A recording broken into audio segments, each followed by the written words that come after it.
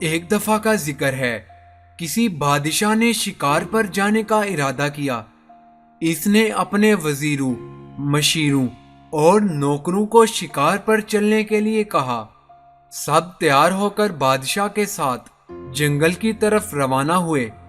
شکار گاہ پہنچ کر بادشاہ اور اس کے ساتھیوں نے خوب شکار کیا۔ ظہر کے وقت ایک پہاڑ کے کنارے انہوں نے دسترخوان لگایا اور بادشاہ کے لیے ایک بنا ہوا پرندہ دسترخوان پر پیش کیا۔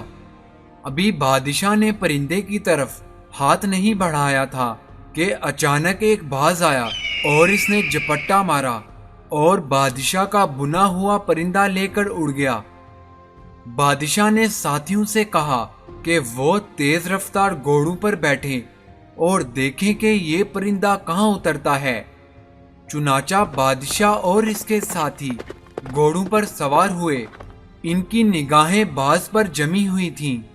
چند ہی لمحات کے بعد وہ باز پہاڑ کے دامن میں زمین پر اترا۔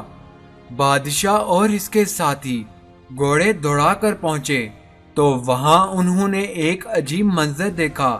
اس جگہ ایک شخص پڑا ہوا تھا جس کے ہاتھ پاؤں بندھے ہوئے تھے اور باز اس پرندے کا گوشت اپنی چونچ سے نوچ کر اس شخص کے منہ میں دے رہا تھا۔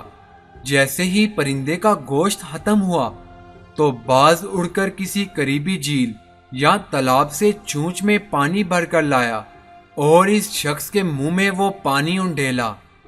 بادشاہ اور اس کے ساتھی اس شخص کے پاس گئے اور اس سے اس کا ماجرا دریافت کیا۔ اس نے کہا، میں ایک تاجر ہوں اور میں سامان لے کر شہر جا رہا تھا کہ اچانک مجھ پر ڈاکوؤں نے حملہ کر دیا۔ انہوں نے میرا سامان لوٹ لیا اور میرے غلاموں کو قید کر کے اپنے ساتھ لے گئے۔ انہوں نے مجھے قتل کرنے کا ارادہ کیا تو میں نے انہیں بڑی منت کی کہ خدارا مجھے قتل نہ کرو۔ انہوں نے مجھے قتل تو نہ کیا، البتہ انہوں نے مجھے قتل سے بھی سخت سزا دی۔ میرے ہاتھ پاؤں باندھ کر یہاں پھینک دیا اور کہا کہ ہم یہ اس لیے کر رہے ہیں تاکہ تم لوگوں کے پاس جا کر ہماری اس واردات کی خبر نہ پہنچا سکو۔ دوسرے دن میرے پاس یہ باز آیا اور وہ کہیں سے میرے لیے روٹی لے کر آیا، اور آج وہ میرے لیے بنا ہوا پرندہ لے کر آیا ہے۔ آج دوسرا دن ہے کہ یہ باز مجھے کھانا کھلا رہا ہے اور پانی پلا رہا ہے۔